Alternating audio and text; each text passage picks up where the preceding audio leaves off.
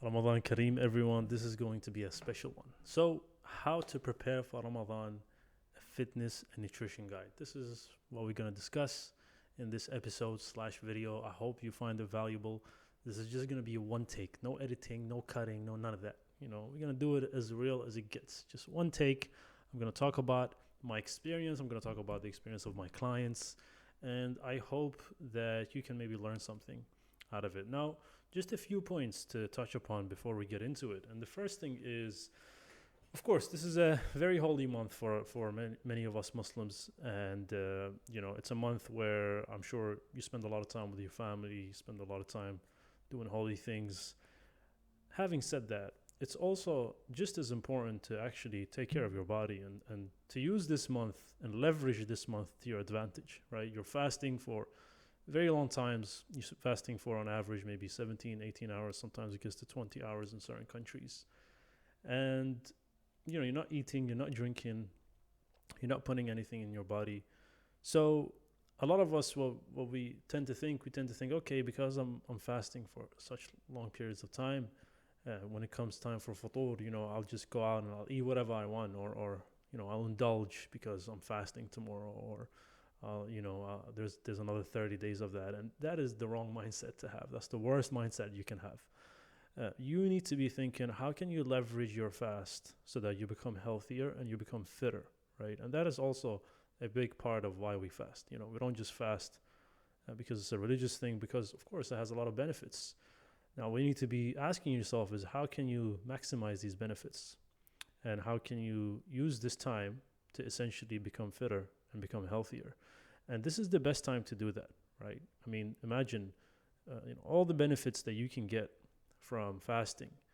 To blow it all away for, one meal, which, a lot of us, I'm sure, we've experienced that. I know I have, right? We fast for a very long time, and then when Futur comes, and after Futur, we just go all out, and the whole fast goes to waste. So you want to avoid that as much as possible. Approach this just like you approach a plan, a program, right? When you commit to a training program, when you commit to a nutrition plan, you want to get the most benefit out of it, right? You want to get a return on your investment, the investment of effort, the investment of time that you put into it. Hence, approach this the same way, right? Don't just think because you're fasting you can get away with things. Matter of fact, no, you're not going to get away with things. You have to be even more careful, because you're not eating, you're not drinking for long periods of time. Hence, if you're not aware of that, and if you don't put the right things in your body, then you can do your body a lot of harm. And I'm sure many of us who like during Ramadan we don't feel good, we feel really bad. Maybe we have challenges with, feel weaker. And it shouldn't be like that. It actually should be the opposite. You should feel stronger. You should feel healthier. You should feel better about yourself. And a big part of that is being careful, being aware of what you put in your body, and also timing things in such way so that your body gets a benefit out of your practice. So I hope this video kind of gives you an idea on how you can, leverage this fast to your benefit.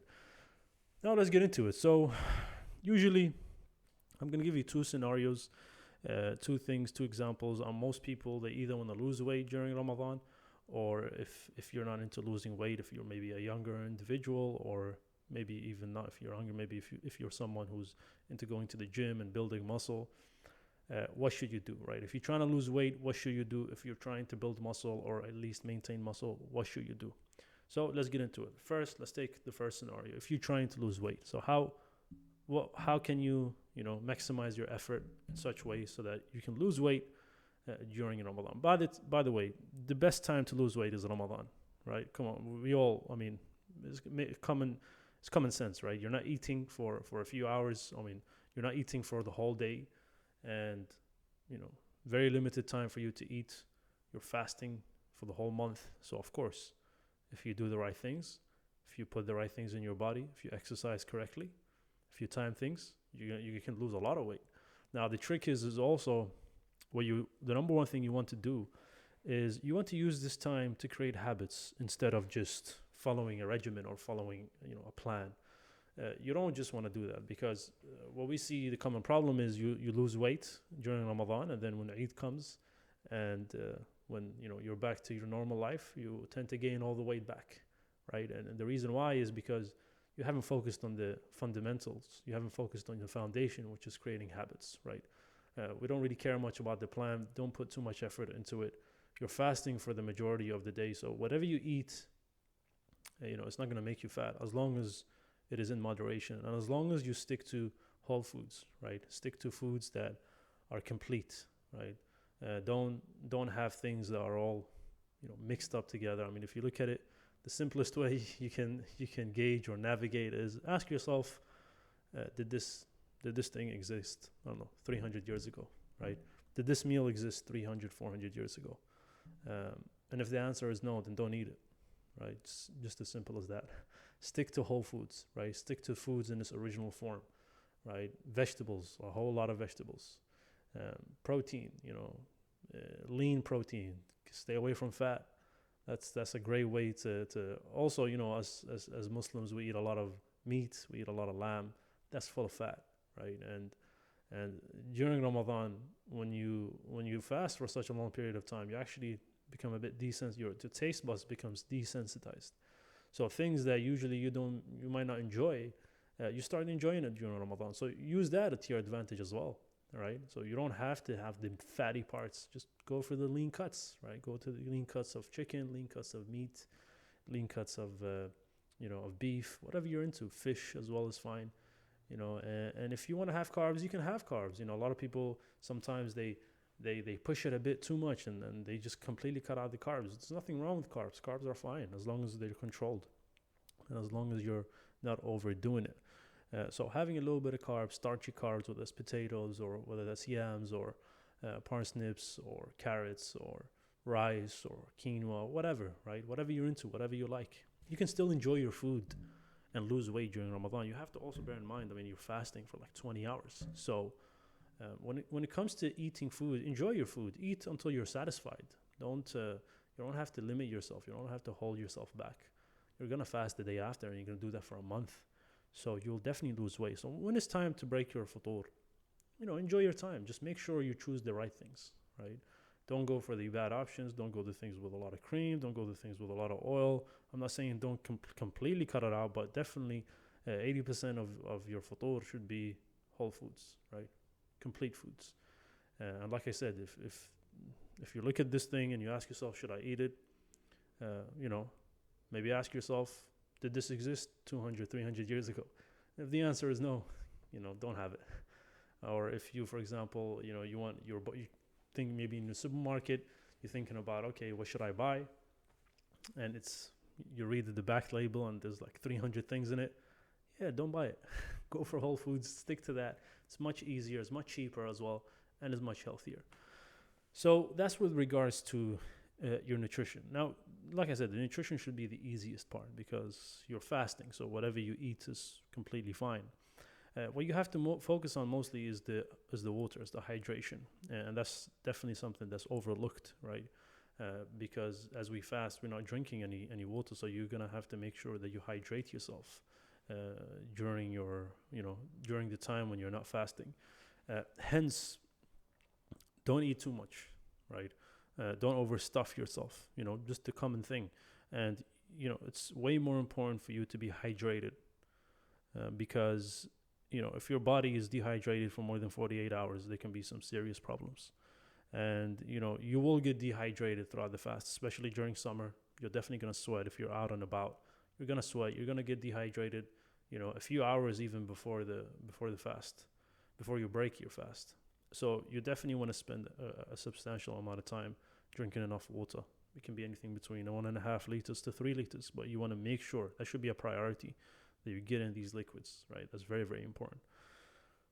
Thirdly, so this is a problem that I've had for a very long time. And the problem wasn't really the futur, the time when you break your fast with your family.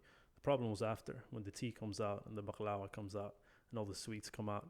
That was my problem for the longest time. And I know that's the problem for many people as well. And, that's where most people gain weight. I'm sure you've heard, a lot of people, they gain weight during Ramadan. And they gain weight because of that, because they think, okay, I've been fasting for such a long period of time. I'm fasting again tomorrow. So let me just indulge and eat all these sweets and all these, everything that's out there. And you really want to you want to avoid that as much as possible. There's no other way of saying it. I can tell you, yeah, you can have here and there. You want to avoid this as much as possible. Look, there's nothing wrong with having it once a week. There's nothing wrong with having it twice a week for taste, and maybe it's nice company and you'd like to have a little bit, but you really want to avoid that completely. This is the worst thing you can feed yourself, right? Your body, essentially, whatever you eat is going to use it as energy. And you want to make sure the fuel that you choose is the best quality fuel. This is not high quality fuel. This is low quality fuel, right?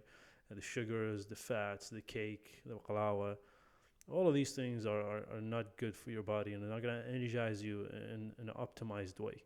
Now, look, there's nothing wrong with having sweets. You can have fruit, you can have dates. There's a lot of natural sweet, natural fruit that has a lot of sweetness. Just go for that if you want something sweet.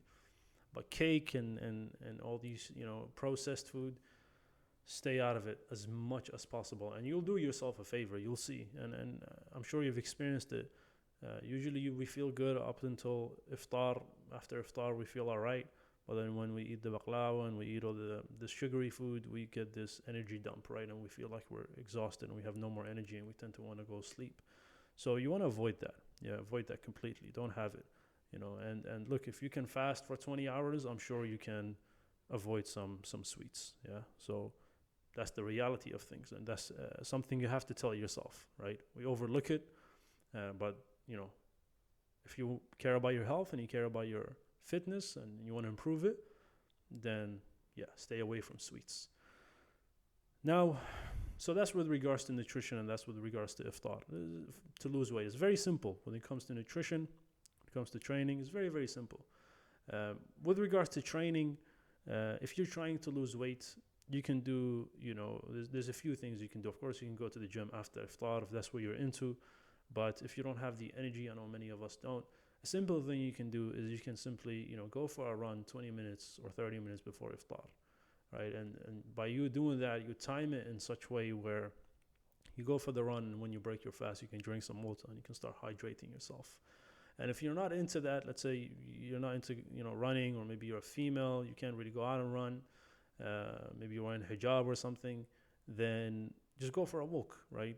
That's fine as well. You can go for a 40-minute walk, 50-minute walk, and simply just, 30, 40 minutes before iftar, step outside, go for a long walk, and then when you come back and it's time to break your fast, drink some water, have some dates, and then you can start hydrating yourself. And that's more than enough, honestly. Just following that, like making sure that you get your steps in, or you get your run in every day, and you can do it every day. There's nothing gonna be. Maybe you can take a break a few days, but if you can stick to that with the diet, you'll lose a lot of weight. And you won't just lose weight, but you'll create good habits. Habits that you can actually continue even after Ramadan. It doesn't have to be during Ramadan, but you can actually do this also when it's done and when it's finished. That's the point of it, right? You don't want to do something extremely difficult. You want to do something simple and easy, something that you can stick to for the long run, because that's when the real results come. The real results don't come in 3 months, right? Think about it. If you've been eating bad and you've gained weight over years, it's not going to take 3 months to get rid of it. It's going to take a long time. So view this in the long term. And if you view this in the long term and you take your time and you become patient, you stick to the process, then the results are going to, they're going to come slowly without you getting stressed over it. And that's the most important thing. You want to avoid stress as much as possible, especially when you're fasting. That's the least thing that you want on your plate. So that's with regards to losing weight. Very simple things that we already know, but it's always good to remind ourselves. Now let's take to the other scenario. Let's say you're someone who's maybe you're trying to build muscle, or at least you're trying to, let's say, tone up, right? Or you're trying to maintain muscle, right? You have a lot of muscle and you don't want to lose a lot of that muscle mass that you've accumulated over the years. So how do you approach this? Well, same thing with regards to nutrition, right? So same thing, avoid the sugars, avoid everything that is processed, stick to the protein, stick to the vegetables, have a little bit of carbs as well, eat until you're satisfied, make sure you get a sufficient amount of protein, so make sure that you're getting at least 1 gram of protein per 1 pound, or 0.5 if you're not into, if you're just trying to like, maybe you're not trying to build a lot of muscle, but you still want to have a good substantial amount of muscle, maybe zero. 0.5 to zero. 0.8 grams of protein per 1 pound. But that's for another video. Just make sure you get a substantial amount of protein. Now, with regards to training, you have two ways of approaching this. You can train before your fast, yeah. But what you have to bear in mind, if you're going to do that, then you cannot push yourself too much, right? You got to make sure that you stay within a level of intensity just so you don't injure yourself, because you got to remember you're dehydrated, you haven't had any water, you haven't had any food. Now, I'm not saying it cannot be done. I've done it, and I've gotten some great results with it. But unfortunately, there's a risk of injury, and I've experienced that firsthand. So you really have to be careful. And usually us, guys, sometimes even girls, we get carried away and we push ourselves without even realizing, and you end up injuring yourself. And you really want to avoid that, because if you injure yourself, you have to stay out for a few months, maybe even more. And you kind of want to avoid that as much as possible. So, but I'm not saying it cannot be done. I know many guys who train before iftar and they're fine and nothing has happened to them. But it's a risk you're going to have to bear in mind. So you can literally train before iftar an hour before and then go break your fast, and you're good to go. That's one scenario. Second scenario is you do it after your iftar. So you have your futur, you have your water, maybe you have a protein shake, you rest, you let the food digest, and then a few hours later you go to the gym or you work out at home. And usually that's my preferred method, and that's the method I usually tell my clients to follow. Just because you're gonna have some food in your system, you'll be able to push yourself a bit more. You'll be able to intensify things a bit more, and you'll be hydrated. And you can drink water, and you can also eat after straight after your workout, and it'll also help with your appetite. So you'll be able to eat more, and that's simply it. Of course, you can still do the running before the iftar. That'll just good. It'll be good for just general health. Or simply you can go for a walk. I've been doing that for years. Usually before we break our fast, I go for a long walk, and it really relaxes me, and even opens up my appetite for futur. Usually sometimes we just don't have we don't have an appetite, our stomach shrinks a bit. So if you like someone who's active, and you're someone who's into putting on mass and putting on muscle mass, then having a little walk before iftar is a good way to open up your appetite. And that's simply it, right? It's very simple. I already made a video about this a year ago, and I discussed the same things. So, and I'm sure you guys all know this innately. This is nothing new. But what I want to stress on is to use this time to your advantage. That's the most important thing. Because, like I said, sometimes we think, I'm fasting, I can get away with a lot of things. And no, you actually cannot get away with a lot of things, because you're fasting. You need to make sure you use your time, use your window of eating in such way so that you maximize your fast next day. Right? You also have to bear in mind you're going to get dehydrated. When you don't drink for 20 hours, eventually your body is going to get dehydrated. And the only way, and it takes 24 hours for your body to hydrate itself. So to avoid that, you have to make sure you get enough liquids, right? You have to make sure you're eating the right foods, right? Vegetables, protein, carbs, things that have also a lot of water. The water content is high. Fruits, and you also want to move and stay active a bit, right? Just because you're fasting doesn't mean that you should just sit and do nothing. No, just be active. Go for a walk, go for a hike, work out if you're into that. Work out after iftar. You should definitely utilize your time, your fast, in such way so that you don't gain weight. The worst thing you can do is you fast for 20 hours and you eat rubbish, and then by the end of the month you've gained 2-3 kilos. That's like you've wasted the whole month. You've wasted all this effort for nothing. So be aware of that, right? And it's a very simple process. Of course, it's a very spiritual month, but a big part of it is you need to take care of yourself. You need to take care of your body. You need to take care of your nutrition. And it may be difficult at the beginning, especially if you're used to eating, anything that you want. But trust me, after a week, things get a lot easier, and you'll feel better about yourself. Not just mentally, but physically, you'll feel a lot better. You'll feel lighter. And if you execute correctly, then you'll be able to continue that even after Ramadan. And of course, then you've won in that case, right? I hope this has been helpful. I hope this has been insightful. I know it's been a lot. If you have any questions, feel free to ask. And if you have anything personal, any personal questions you'd like to ask me, feel free to message me or go to my website, Mosaid Fitness Coaching, and you can apply for a free consultation call. We can have a chat. We can sit down, and I'm happy to show you how you can, solidify things more towards your lifestyle. Other than that, have a great day, everyone, and Ramadan Kareem.